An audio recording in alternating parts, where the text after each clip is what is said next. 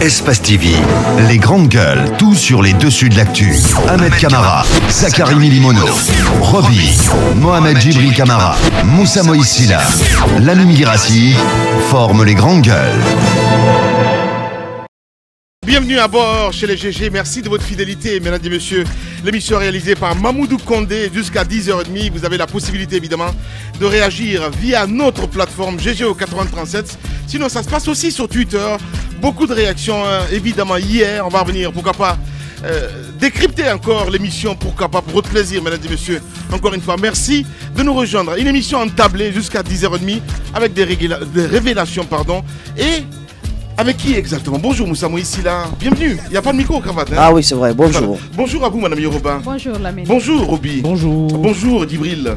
Mohamed Djibril. Bonjour Lamine. Voilà, bienvenue à vous, Aboubacar Diallo. Merci, bonjour à tous. Voilà, allez, on s'intéresse évidemment à l'actualité. Direction, la coordination. Vous savez très bien. Oui, mais vous me demandez de baisser la température. Moi, je peux pas parce que je suis révolté. Révolté ce matin. Les grandes gueules. On assiste à la résurgence d'Ebola.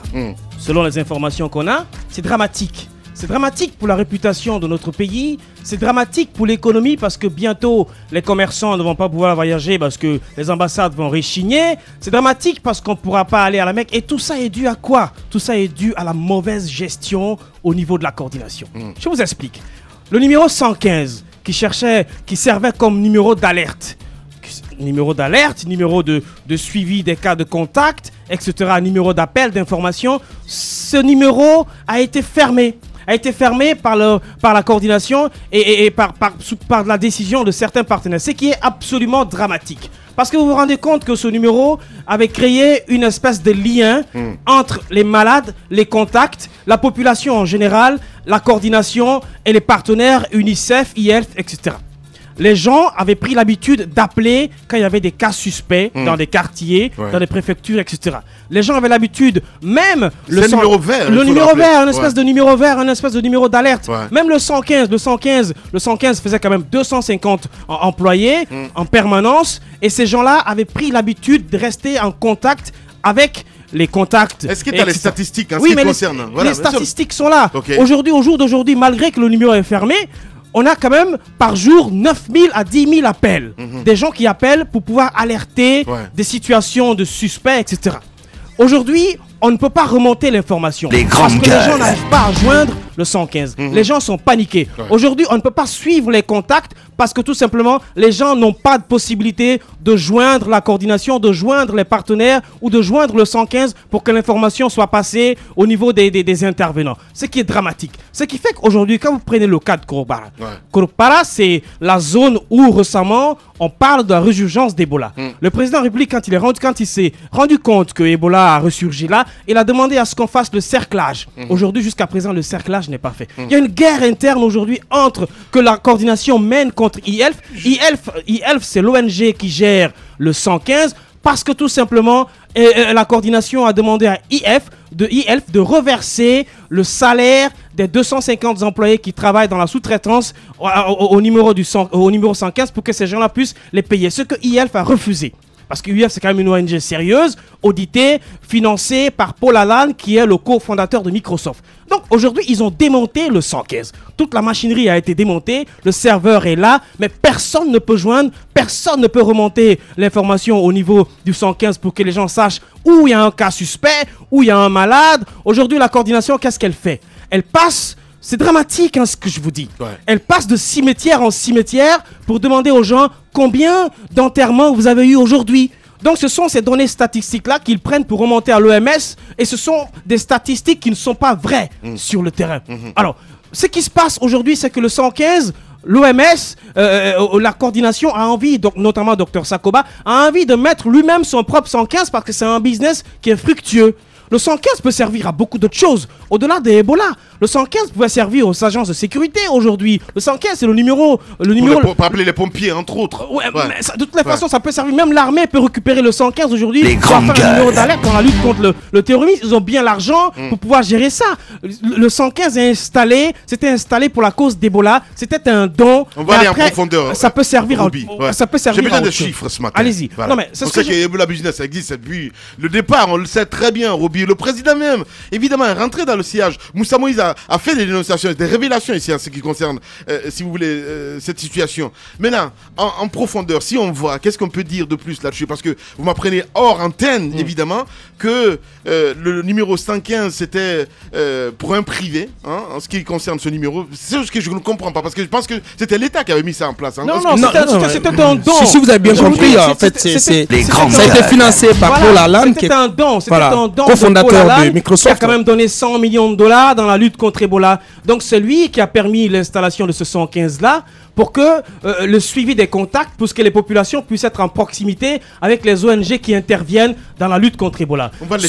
Rendez-vous compte que on dit que le 115, on va le fermer parce que Ebola est fini en Guinée. C'est ce qu'on a dit, c'était la raison. Mais en attendant, les fonctionnaires du CDC, les experts qui sont là, sont encore logés dans des suites au niveau de Palm Camayen. Ils ne sont pas partis. En attendant, il y a des réunions qui se tiennent chaque jour à la coordination. Récemment, ils ont tenu une réunion du côté de Kindia qu'ils ont appelé les retraites de réflexion. Je ne sais pas à quoi ils sont allés réfléchir. Où Dr Sakoba s'est transformé en professeur. Il a donné lui-même des cours de Excel à des gens. Je veux dire que c'est dramatique. Non, mais c'est dramatique ce qui se passe. Aujourd'hui, il y a la guerre que mène la coordination et le CDC contre e-health parce que tout simplement, ils veulent récupérer ce 115-là, ce qui n'est pas normal. Le 115 peut servir à beaucoup d'autres choses. Aujourd'hui, il faut le réactiver parce que Ebola, on apprend que Ebola est revenu, les gens sont paniqués, ils ne savent pas à qui s'adresser, on ne sait pas où sont partis les contacts, il n'y a pas de suivi, ce qui est dramatique parce que le cas de Krobara ne peut pas être suivi parce que les contacts qui sont là, les gens qui ont été détectés, sont partis dans la nature. Récemment, on nous apprend que du côté de Massanta, il y a eu un enterrement. Ouais. Il y a eu un enterrement. Après l'enterrement, c'était un cas suspect d'Ebola.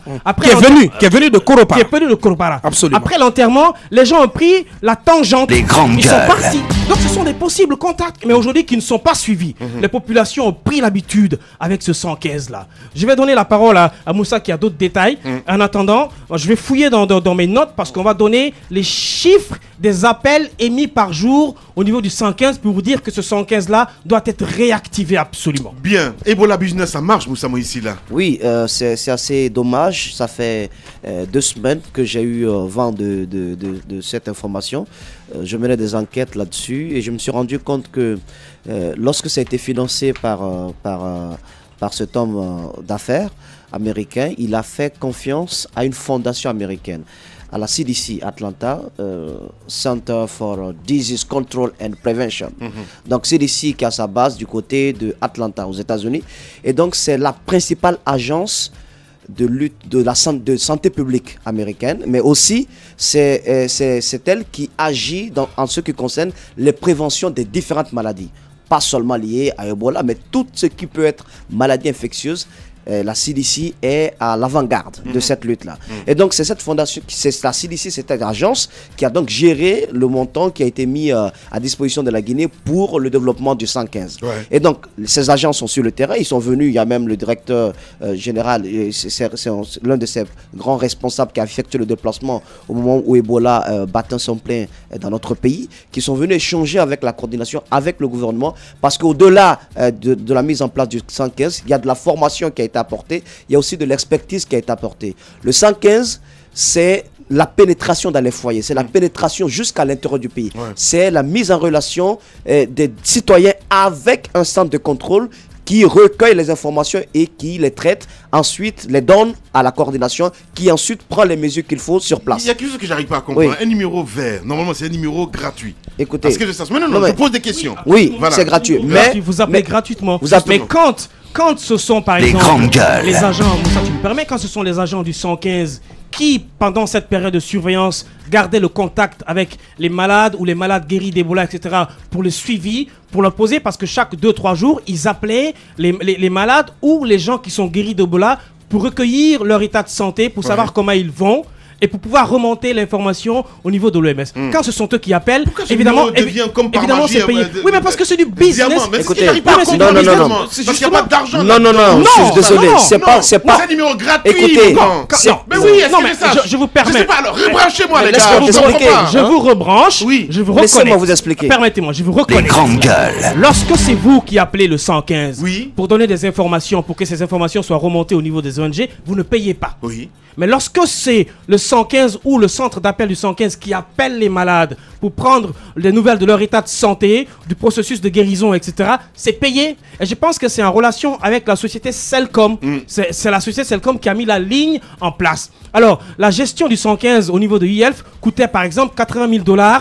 par mois. Gestion du personnel, salaire, transport, etc. Mais au jour d'aujourd'hui, la coordination dépense plus de 700 à 800 000 $ par mois pour le même travail que le 115 faisait le recueil de l'information sur le terrain. Donc, vous voyez, le gap, c'est énorme. Ouais. Ils disent que le 115 ne sert plus à rien parce que Ebola est fini. Mais en attendant, il faut suivre les contacts, il faut remonter les informations, il faut chercher les informations. Alors, ils ont des agents sur le terrain qui disent des agents de terrain qui recueillent les informations et ça leur coûte 700 à 800 000 $ par mois contre 80 000 que e-health dépensait. Vous avez vu le gap, c'est énorme. Ouais. C'est de l'argent en jeu. Allez-y, Moussa. Alors, moi, ce que j'aimerais rajouter, c'est qu'il ne faut pas voir la gratuité de l'appel.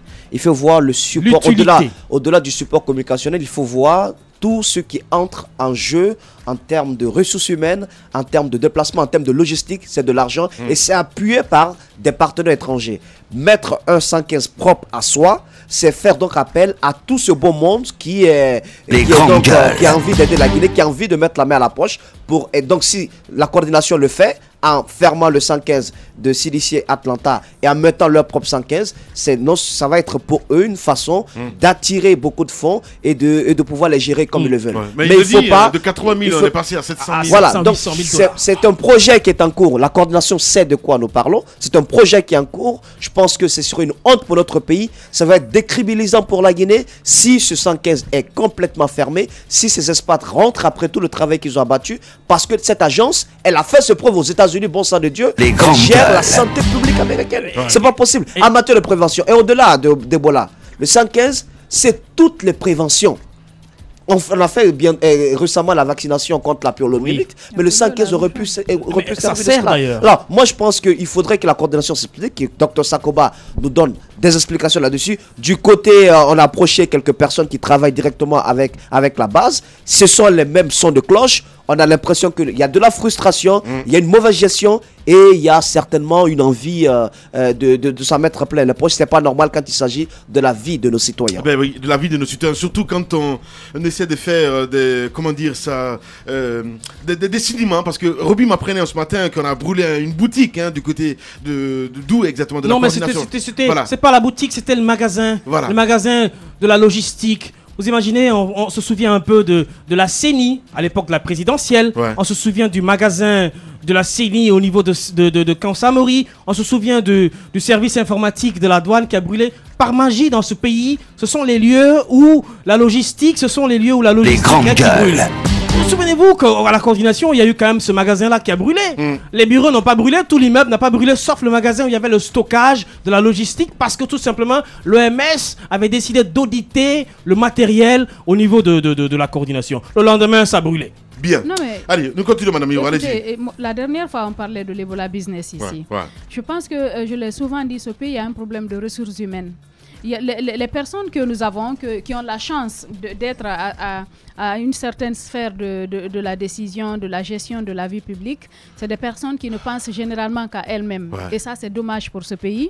Parce que je pense qu'on devrait se battre pour essayer de bouter cette maladie hors de la Guinée. On a réussi un premier coup. Je pense qu'on devrait se battre pour ne pas que cette maladie se pérennise ici. Parce que ça y va de la vie des citoyens. C'est des Guinéens qui meurent. C'est des peuples pratiquement... Là où la maladie s'est déclarée, je pense qu'on devrait se battre. Jusqu'à présent, on en parlait la dernière fois. Pourquoi on n'a pas fait le cerclage jusqu'à présent? Pourquoi est-ce qu'on a attendu jusqu'à ce qu'on parle d'une autre ville aujourd'hui? Et ça va aller jusqu'où? On se souvient que quand on a parlé de l'apparition de la maladie ici, tout au début, on nous a pris pour des fous. On a laissé couler des mois et des mois jusqu'à ce que ça s'étende sur des zones qu'on ne pouvait plus contrôler pour se mettre à la tâche. Et aujourd'hui, on est en train de faire des querelles de personnes, des guerres de personnes, parce qu'on veut s'enrichir alors qu'il y a des vies humaines, des milliers de personnes, des vies qui sont en danger. Le pays est menacé, on fait des guerres de personnes. Je pense que il faut que ces personnes puissent être assez responsables pour savoir que la richesse est importante, mais que la vie du peuple est plus importante que tout. Ouais, nous sommes en 2016, il faut le rappeler, et nous sommes au pays d'Alpha Condé. Mon pays va mal, Djibril. Oui, le pays va mal et très très mal. Les grandes gueules. Moi, j'aime souvent dire que La Guinée, c'est un îlot où se sont donné rendez-vous toutes les crises et de toutes les natures. Et je pense que les révélations que viennent de faire à la fois Moussa et Roby dénotent d'un fait, c'est que cette coordination ébauche et échafaude des solutions qui sont beaucoup plus inspirées par la volonté de s'enrichir que par la volonté d'en finir avec cette maladie. On l'a dit, on le soupçonnait, et ces chiffres qui viennent d'être déballés viennent confirmer les impressions qu'on a de cette coordination.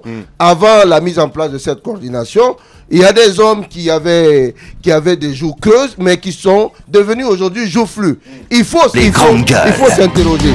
Il y en a qui étaient chétifs, gringalets, qui sont devenus comme des boules de neige. Il faut s'interroger. Je pense qu'aujourd'hui, ce qui se passe, le président doit en tirer toutes les conséquences, parce qu'il s'agit quand même d'une maladie qui a tué plus de 2000 personnes en Guinée. Donc, apprendre que des gens qui sont chargés d'éradiquer cette maladie... C'est des apatrides. Oui, je suis d'accord avec vous.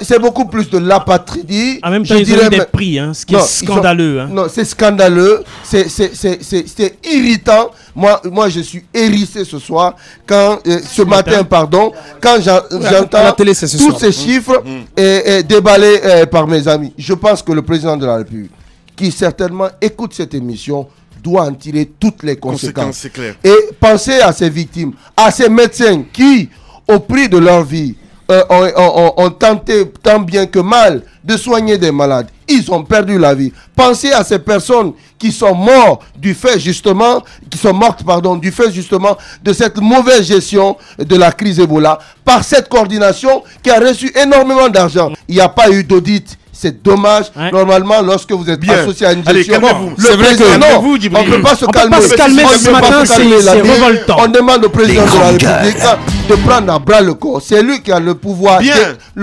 discrétionnaire de nommer et de démettre de ses fonctions. On demande que M. Sakoba soit démis de ses fonctions avec toute sa bande. Merci beaucoup. Calme-toi, mon cher Djibril. Allez, non, je pense qu'on va pas quand même... Je peux comprendre que c'est une bonne scène, mais voilà. On va pas demander... Il ne nous appartient pas de demander la tête de Sakoba quand même. Ah si, mais on le fait souvent ici. Attendez. Oui, je pense que... Moi je demande. Je vais lancer une pétition. Il n'y a pas de problème. Calme-toi. Moi je pense que voilà, on est déjà dans l'Ebola phase 2, je ne sais pas comment appeler ça. On y est véritablement entré parce que aujourd'hui on ne parle plus de Koropara, il y a aussi Massantan. Certainement ça va être confirmé par la coordination parce que l'une personne qui a assisté à l'enterrement du couple qui est décédé du côté de Koropara, une personne donc s'est déplacée et est allée du côté de Kouankan à Massanta, et aujourd'hui cette personne est décédée et après constat elle porterait le virus Ebola. Donc quel est le nombre de personnes qui ont assisté à cet enterrement de Koropara et qui se sont volatilisées dans la nature? Ça, c'est une première grosse interrogation. Du côté de Kouankan, la personne qui est décédée, combien de personnes ont assisté à son enterrement? Je pense qu'aujourd'hui, selon certaines statistiques qui circulent, on parle de plus de 800 contacts aujourd'hui qui sont dénombrés dans notre pays. Oui. Comprenez, parce que hier aussi, on apprenait qu'un cas suspect a été identifié du côté de Donka, ici à Conakry. Donc, je vous dis que, je disais hier que sous d'autres cieux, en Sierra Leone et au Libéria, l'épidémie Ebola a fait une réapparition, mais elle a été aussitôt repoussée. Mais en Guinée, croyez-moi, les risques d'une propagation à grande échelle existent et je pense que rien n'est fait. Jusqu'à ce matin, je parlais avec Dr Sakoba, à qui j'ai demandé de venir sur le plateau parce que on ne peut pas continuer à discuter au téléphone. J'ai dit l'heure est grave, c'est important que vous vous déplacez, que vous venez en studio, qu'on essaie de faire une véritable émission. Il me disait qu'il devait avoir la réunion à 9h pour organiser le cerclage. Et vous l'avez dit ici, Roby, le président, dès la résurgence de cette maladie, a demandé que le cerclage soit organisé tout de suite pour empêcher que la maladie sorte de cette localité qu'on appelle Koropara. Cela n'a pas été fait et aujourd'hui, on est face aux conséquences. La maladie est en train de se disséminer dans tout le pays. Les conséquences, vous le savez, le président est en Arabie Saoudite. L'Arabie Saoudite a dit qu'elle n'est pas pressée pour décider si les pèlerins guinéens vont aller, si les Guinéens vont aller au pèlerinage ou pas.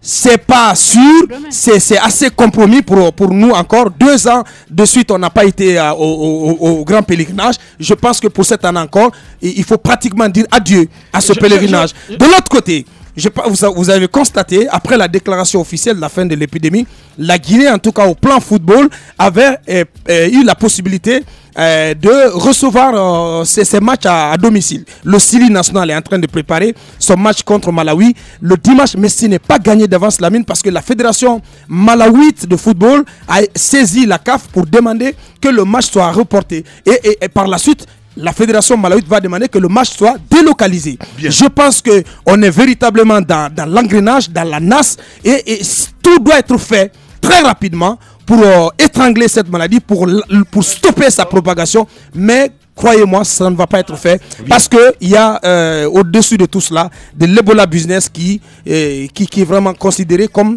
le sport favori. Voilà. Ici, vous êtes chez les GG. Il y a le snobisme des fines gueules et la rudesse des gueules de bois. L'infortune des gueules moins propres à la douleur des gueules cassées. Il y a les jeux d'esprit des drôles de gueules, le piquant des amuse-gueules. Mais par-dessus tout, il y a l'audace et la pugnacité des grandes gueules de Radio Espace. Exubérantes et effrénées, rarement politiquement correctes et toujours excessives, les grandes gueules plus que jamais déterminées. Grandes gueules à vie. Seul le Tout-Puissant pourra nous faire taire. Bienvenue chez les GG de Radio Espace Guinée.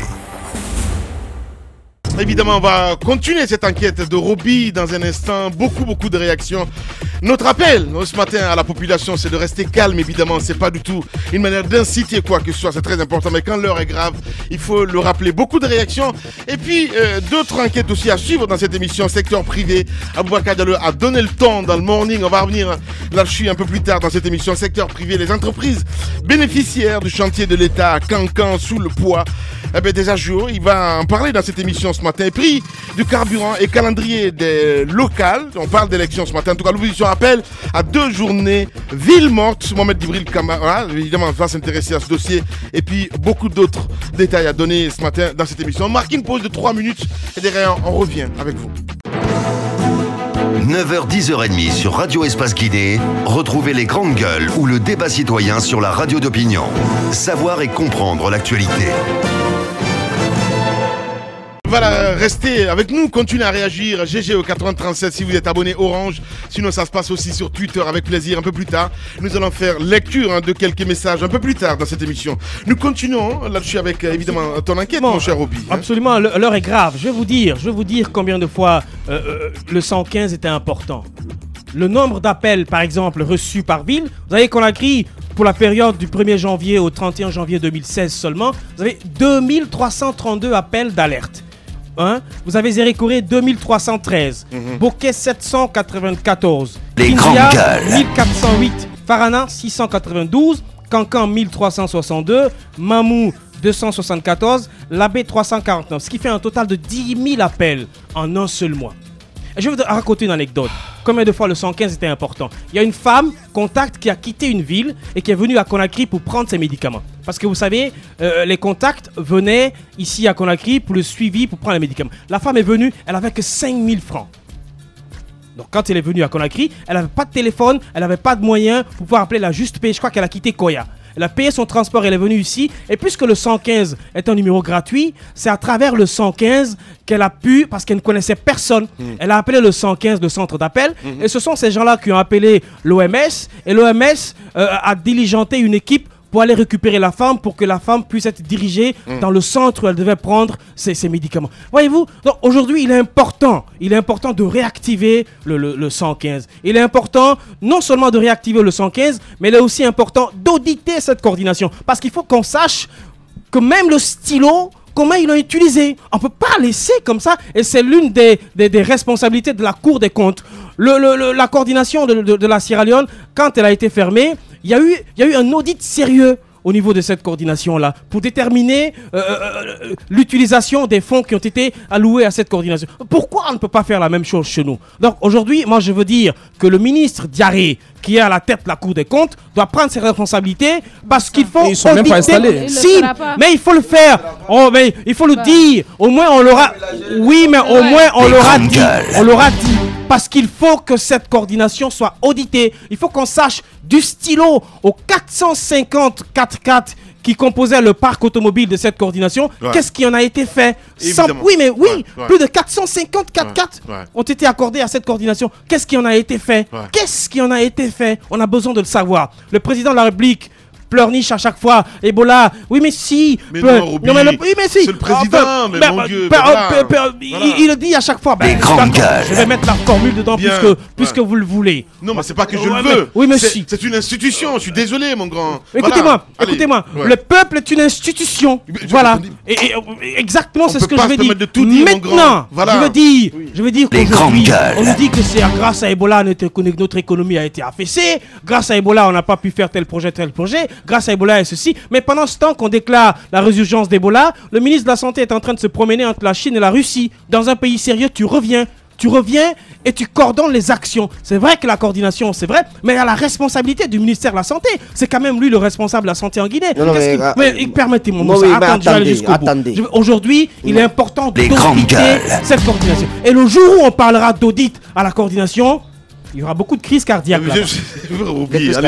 Ça ne veut pas rire du tout, mais l'heure est très grave. D'abord, le ministre de la Santé, au moins pour une fois, à moins qu'il se fasse étrangler par le système guinéen, mais c'est un ministre qui connaît le domaine. C'est un ministre qui a fait ses preuves ailleurs. C'est un ministre qui a un énorme background.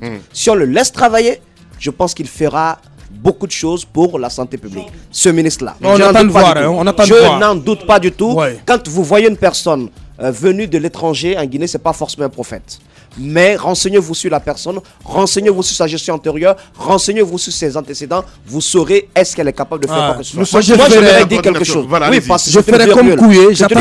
Alors, ce que j'aimerais dire, c'est que pour se rendre compte qu'à la coordination, il y a eu de l'Ebola business et peut-être qu'il continue encore, c'est d'aller au marché, de se rendre compte que certains produits qui avaient été donnés, parce qu'il y a des dons quand même en nature qui ont été offerts à la Guinée, vous allez vous rendre compte que ces produits-là se retrouvent sur le marché. Ce sont les gels, ce sont les blouses, ce sont les instruments qui entrent normalement dans la lutte contre Ebola, donc dans la prévention, dans l'hygiène. Mais si on fait cet audit, vous allez vous rendre compte que beaucoup de responsables de la coordination de la tête jusqu'à la base vont complètement prendre la fuite. Et puis je n'aime pas dans notre pays que lorsque vous attaquez à la maison construite par un responsable public, on vous dise non, c'est sa vie privée. Je suis désolé, c'est pas une vie privée ça. Lorsque vous avez été nommé à un poste de responsabilité, on sait le salaire que vous prenez, vous êtes payé à 2 millions, mais 2 mois, 3 mois plus tard, vous achetez, vous sortez de terre une villa qui coûte 3 milliards de francs. Lorsqu'en tant que journaliste, j'enquête sur ça, mais qu'on arrête de me dire que c'est sa vie privée. C'est pas sa vie privée ça. Mais quand demander où tu as pris cet argent, comment tu as pu acheter cette villa, mais c'est pas s'attaquer à la vie privée de quelqu'un. Je ne vais pas m'intéresser à tes sauts dans les boîtes de nuit, à ce que tu fais avec les petites filles, mais quand tu achètes ce genre de maison, quand tu achètes des voitures de ce genre, c'est de mon droit de... Vous faites référence à qui là? Je fais référence, mais écoute, on parle de ces personnes de la coordination. À la coordination, renseignez-vous. Aux responsables à la coordination, renseignez-vous. Il y a des maisons, des villas qui sont sorties de terre. Eh bien voilà, ça commence bien. Au moment où on a mis des vies sous la terre, eux, ils ont fait sortir des villas de terre. L'enquête continue. C'est pas normal. Il n'y a pas de problème. Allez-y, madame Hiro. Eh bien voilà, j'ai réussi. Voilà, allez-y. On ne raconte pas des histoires pendant que ça a été... Ça a été, comment on appelle, une façon pour certains de sortir de l'ornière parce qu'ils se sont enrichis. Je pense qu'on l'a dit ici, le plus souvent chez nous, le président a dit que Ebola pouvait être une opportunité. Je pense que justement, ça pouvait être une opportunité si les fonds avaient été gérés à bon escient, si les fonds avaient été gérés pour aider le peuple. On pouvait avoir des hôpitaux, on pouvait construire d'autres centres qui pouvaient aider la Guinée. Mais on a l'impression que dans ce pays, quand on fait un projet, quand on met un montant, il faut forcément racler tout ce montant. Ouais. Ici, rien n'est jamais reversé au trésor public. Pourtant, c'est possible. On aurait pu utiliser ces montants que ces personnes ont utilisés à leur propre fin. Les maisons qu'ils ont construites auraient pu servir au pays. Je pense que vivement l'audit dont on parle là, il faut que cette coordination soit auditée. Il faut qu'on sache ce qui s'est passé. Voilà, allez-y, Roby. Aujourd'hui, la seule ville qui maintient au moins le contrôle à la rentrée, c'est Sangaredi. Vous allez à Comme Sangaredi. Ça aussi. Ouais. Je suis pas allé dans les nouvelles, parce qu'à Sangaredi, jusqu'à présent, le barrage, contrôle ATI, Ebola existe. Et ce n'est pas la coordination, c'est la société sur place qui craint pour ses expats qui a mis ça en place. Tout le monde a baissé la garde. Je veux dire que c'est grave parce que Moussa Moïse parlait des maisons. L'enquête continue évidemment sur ce sujet-là parce qu'on va creuser là-dedans. On parle du côté de Sonfonia, 3 villas qui sont sorties de terre qui appartiendraient à un responsable de la coordination. On va mener les enquêtes et parce qu'il faut pousser le gouvernement à auditer cette coordination. 2000 personnes sont mortes. Beaucoup d'argent ont été injectés. Même des faiseurs de thé sont devenus riches, circulent dans des 4x4 VA. Il faut auditer cette coordination parce que c'est grave. C'est le plus gros scandale que notre pays n'ait jamais connu. Bien. Les grandes gueules. Tout sur les dessous de l'actu. Ici, l'actu rime avec liberté de ton sur Radio Espace. Mais aussi sur Espace TV, évidemment, nous allons continuer là-dessus avec cet autre secteur à Bakadiolo. Vous en parlez ce matin dans le morning. Le secteur privé, les entreprises. Mais je pense que d'entrée, il faut dire que nous avons un État, un gouvernement que je considère comme un tueur à gaz de son propre secteur privé. Parce qu'on parle on est dans ce magma de malheurs qui s'abattent sur la Guinée, mais quand même pensons un tout petit peu au sort de nos entreprises, de nos PME locales.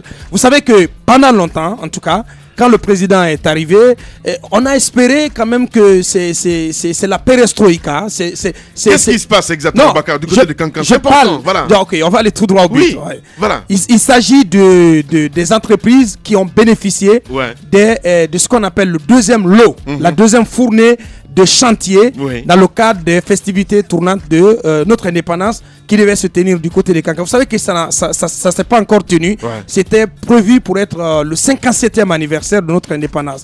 Entre-temps, on a fait comeback, on est venu du côté de Mamou, on a fait une séance de rattrapage. Donc du côté des Kankan, à date, les chantiers ne sont pas terminés. Pratiquement tous les chantiers sont à l'arrêt. Et peut-être à part les chantiers qui ont été confiés à l'entreprise Sogefel, qui se taille toujours la part du lion dans le cadre depuis que ces festivités tournantes ont commencé. Donc, s'agissant de ces entreprises qui ont bénéficié donc de ce deuxième lot, et aujourd'hui, à la base, il faut savoir que quand les contrats ont été signés, les entreprises ont été obligées d'aller chercher de l'argent pour préfinancer elles-mêmes leurs travaux. Parce que contrairement à Kankan, contrairement plutôt à Bokeh, Mamou et Zérékoré, où l'État a préfinancé lui-même les travaux, le démarrage des travaux, donc en mettant de l'argent, au niveau de Kankan, l'État a dit qu'il était en difficulté et qu'il fallait aux entreprises de chercher de l'argent pour démarrer leurs travaux. Mais l'État a demandé aux banques primaires de la place d'accorder des prêts. Donc, et en contrepartie, une fois que l'État aura eu les moyens de payer les entreprises, donc les entreprises payent à leur tour les banques. C'est ce qui a été conclu. Malheureusement, cela fait plus d'un an que ces contrats ont été signés et l'État devait rembourser, donc devait payer les entreprises 6 mois après, lorsque les travaux, les chantiers auraient atteint 50% de leur niveau d'exécution. Beaucoup d'entreprises sont allées au-delà, donc au-delà des exigences contractuelles. Mais jusqu'à présent, cela fait plus d'un an que ces entreprises n'ont pas été payées. Ebola est toujours l'accusé parfait. L'État, le gouvernement a toujours des difficultés économiques, etc. etc. Jusqu'à présent, on n'en est pas sorti et on parle de résurgence d'Ebola. Je pense que ce qui est en train d'arriver, en plus du montant principal que ces entreprises doivent rembourser aux banques, il y a le service de la dette, donc le taux d'intérêt.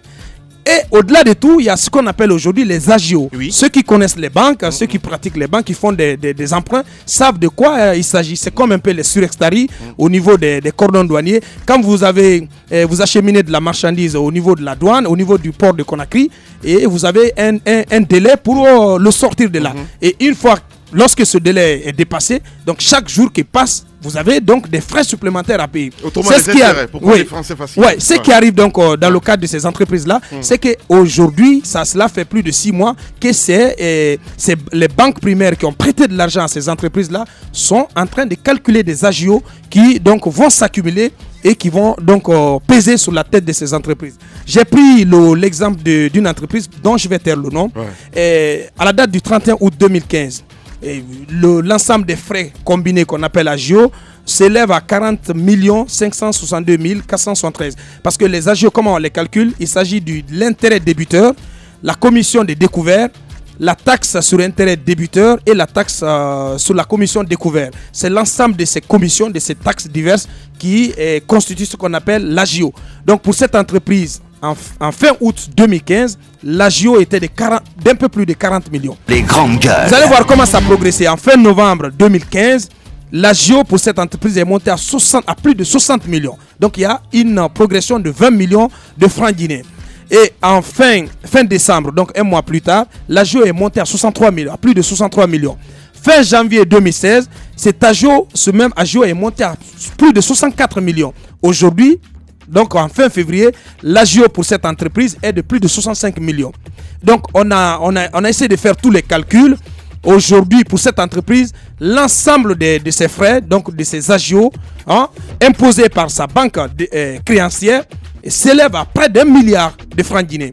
Imaginez, pour une entreprise qui a un marché de moins de 5 milliards ou de un peu plus de 5 milliards, vous avez donc ce montant principal à rembourser, vous avez le service de la dette à rembourser, vous avez donc finalement ce fardeau, ce fatras d'agio à payer. Donc aujourd'hui, à plus de 6 mois, donc l'agio pour cette entreprise s'élève à près d'1 milliard. Dites-moi, comment cette entreprise pourra tenir quand elle aura reçu les paiements, parce qu'il faut rappeler que l'État dit que l'État a demandé à ces entreprises d'attendre jusqu'à la conclusion des 6e et 7e revues avec la banque, avec le FMI, pour payer ces entreprises. Donc c'est prévu pour avril. Lorsque les entreprises vont être payées, et elles seront obligées de rembourser non seulement le principal, mais aussi le taux d'intérêt et ces agios-là, dites-moi, qu'est-ce qui va leur rester? Qu'est-ce qui va leur rester pour qu'elles puissent continuer leurs activités? Ce que j'arrive pas à comprendre, si l'État a donné des garanties, a demandé à ces banques-là de prêter à ces entreprises, absolument, cette pression, j'arrive pas à comprendre. Mais les banques aussi ont des agendas, Lamine. Je n'ai pas dit le contraire. Oui, mais les banques ont des agendas. Non, c'est pas cruel, Lamine. Non, mais les banques aussi font de l'argent. Ce sont des banques commerciales. Nous n'avons pas de banques au service du développement du secteur privé en Guinée. Ça, il faut le dénoncer. Absolument. C'est aussi simple que ça. Donc, c'est pas méchant. Et elles sont dans leur rôle, elles sont là pour faire de l'argent. Et lorsque les délais de paiement sont dépassés, et ça profite à ces banques-là parce qu'elles accumulent de l'argent à travers ces agios. Et je pense que pour finir, Lamine, ce qu'il faut dire à l'État, c'est à lui de payer ces agios-là parce que c'est de sa faute si les entreprises n'ont pas payé. C'est ce qu'elle voulait dire. Voilà. En fait, parce que c'est l'État qui a donné je suis entièrement d'accord. Voilà. Parce que si les entreprises n'ont pas pu payer, n'ont pas pu rembourser les banques, c'est parce qu'elles n'ont pas été payées par l'État. Et donc, il faut dire en dernier ressort qu'il revient à l'État de payer ces agios-là parce que autrement, toutes nos PME vont s'éteindre. Ah, bien, allez. De deux choses l'une, soit les conséquences d'un tel agissement de l'État, on sait que l'État est un mauvais père, mais ce n'est pas un prétexte pour que ce soit une règle. Ce n'est pas normal. Il faudrait comprendre que quand on agit de la sorte, c'est deux choses. Premièrement, l'entreprise en question qui a le contrat bâcle les travaux. On fait un travail à minima. Si on devait concentrer le béton, on ne le fait pas. Parce que tout simplement, on se rend compte qu'on doit faire de l'économie pour rattraper tout ce qu'on perd en matière de transactions bancaires. Autre chose, c'est également ne même pas respecter le contenu des cahiers de charges. Donc, si on devait construire 3 cases, ben on se permettrait d'en faire 2 parce que l'État lui-même ne peut pas mettre la pression pour contrôler les travaux. Bien. Quel est le travail de contrôle qu'il va faire s'il ne paye pas? On va approfondir un peu plus tard là-dessus, évidemment. On marque une pause, mesdames et messieurs, derrière. Vos réactions, évidemment. Ben oui, GG au 8037. Entre autres, on revient, on s'intéresse à l'opposition. Mohamed Djibril Camara va s'exprimer là-dessus. Et puis, beaucoup d'autres choses à dire ce matin dans cette émission. On revient dans 10 minutes. Les grandes gueules de Radio Espace, véritables fins finaux dont les folles et espiègles fréquentations font le délice des millions d'auditeurs et téléspectateurs. Ahmed, Moïse, Roby, Aboubacar, Tamba Djibril, Yero, Lamine roulent pour la bonne gouvernance depuis plus de 8 ans. Et ils ne sont pas prêts de rendre les armes de la démocratie. Les grandes gueules sur Radio Espace ou le socle de la liberté d'expression en Guinée.